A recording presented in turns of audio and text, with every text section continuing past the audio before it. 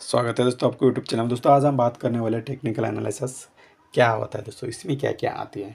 देखिए technical analysis मतलब ये होता है कि चार्ट प्राइस प्लस वैल्यूम।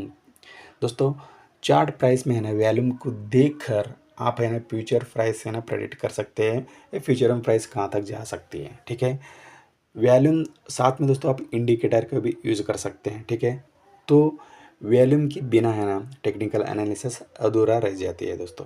ठीक है, वैल्यूम बहुत इंपॉर्टेंट होती है, साथ में प्राइस एक्शंस होते हैं, वैल्यूम एनालिसिस भी करना पड़ेगा, साथ में चार्ट पैटर्न देखना पड़ेगा दोस्तों।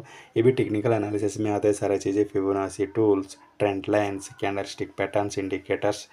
दोस्तों ट्रेडिंग साइकोलॉजी सारी चीज़ें आती हैं। तो देखिए मैं एक एक चीज़ें मैं आपको बताऊँगा। सबसे पहले दोस्तों प्राइस एक्शन में ना क्या क्या आता है, सपोर्ट एंड रेसिस्टेंस। ठीक है, ये प्राइस कहाँ तक जा सकती है ये आपको बताएगा। Support and resistant, trend line भी ये भी यूज़ कर सकते हैं, ब्रेकआउट एंड ब्रेकडाउन। दोस्तों मार्केट स्ट्रक्चर, ये सारी चीज़ें स्टडी करनी पड़ती हैं। साथ में वैल्यूम एनालिसिस में क्या होता है, सिर्फ दो चीज़ें, हाई वैल्यूम और लो वैल्यूम। हाई वैल्यूम का मतलब क्या है दोस्तों, क्या है, ज़्यादातर लोग है ना यहाँ बाइंग सेलिंग चल रहा है, प्राइस में ना मोमेंटम आ जाएगा। ठीक है, हाई वैल्यूम का मतलब है। तो लो वैल्यूम का मतलब क्या है दोस्तों, क्या है ना, उसमें वैल्यूम ज़्यादातर नहीं है, मतलब बहुत सारे लोग हैं ना सेलिंग और बाइंग नहीं कर रहे, मतलब वहाँ है ना साइडवेज में रह सकता है स्टॉक। लो वैल्यू मतलब वहाँ पार्टिसिपेट बहुत कम है।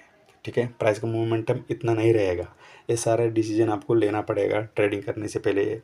ठीक है, तो रिस्क मैनेजमेंट मतलब दोस्तों कुछ पैसे, 2 रुपये कमाने के लिए आप कितने पैसे गंवाना चाहते हो, 1 रुपये अगर आप गंवाना चाहते हो तो 2 रुपये आपको कमाना पड़ेगा। ठीक है ना, रिस्क मैनेजमेंट ये आपको क्या है, स्टडी करनी पड़ती है। स्टॉप लॉस कैसे रखना है, रिस्क रिवार्ड मतलब दोस्तों 1:2 या 1:3, 1 रुपये कमाने के लिए या 3 रुपये, 1 रुपये गंवाने के लिए आप कितने रुपए कमाना चाहते हो, 2 रुपये या 3 रुपये, ये सारी चीज़ें ना रिस्क मैनेजमेंट में आते हैं। ठीक है दोस्तों, ये सीखनी पड़ेगी आपको।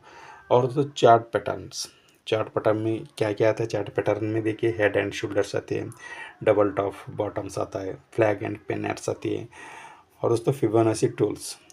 ठीक है, चार्ट है ना स्टडी करने के लिए कुछ भी इंडिकेटर लगा सकते हैं आप, RSI, MACD, फिबोनाची। ठीक है, अब ये थोड़ा इम्पोर्टेंट है, फिबोनाची टूल से थोड़ा एडवांस है, ये भी आप स्टडी कर सकते हैं। ठीक है, ट्रेंड लाइन दोस्तों, ट्रेंड लाइन और चैनल्स भी ये भी आता है टेक्निकल एनालिसिस में, ये भी देखना पड़ेगा आपको। और दोस्तों कैंडलस्टिक पैटर्न्स की अगर बात करें तो दोस्तों आप देख सकते हैं डोजी एंड हैमर्स आती है, एक इम्पोर्टेंट कैंडलस्टिक पैटर्न आप बोल सकते हैं। एंगल्फिंग और शूटिंग स्टार और मॉर्निंग स्टार, बहुत सारे कैंडलस्टिक होते हैं। ये जितना मैं आपको बोल रहा हूँ सिर्फ इतना ही टेक्निकल एनालिसिस नहीं है, और भी बहुत सारी चीज़ें होते हैं, लेकिन ये जो चीज़ें मैं बता रहा हूँ ये बहुत इंपॉर्टेंट है, इतना तो आपको स्टडी करना ही पड़ेगा।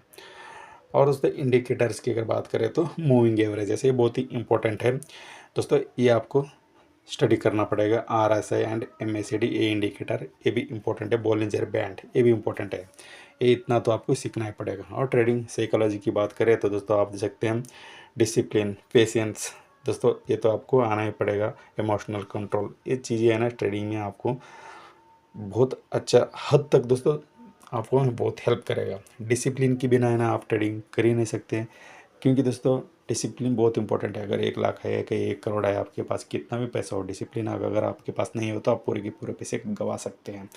पेशेंस ये भी इंपॉर्टेंट है। इमोशनल कंट्रोल, ये सारी चीज़ें ना आपको स्टडी करनी पड़ेगी दोस्तों, तभी आप पैसा कमा सकते हैं।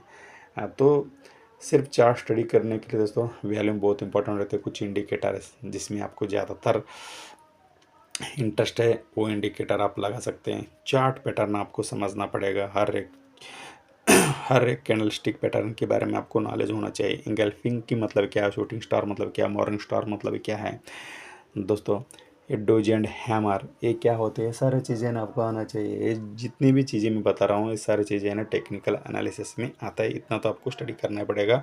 एक एक चीज़ के बारे में, प्राइस एक्शन होता क्या है, वैल्यूम एनालिसिस कैसे करते हैं, चार्ट पैटर्न्स में क्या क्या आता है, एक एक के बारे में आपको आगे वीडियो बनाकर जाऊँगा दोस्तों। आप एक एक वीडियो भी आगे देख सकते हैं। ये था हमारा एक छोटी सी वीडियो। अगर वीडियो चली गई लाइक एंड शेयर जरूर कीजिएगा। मिलेंगे ऐसा एक इंपॉर्टेंट वीडियो के साथ नेक्स्ट वीडियो में। Thank you.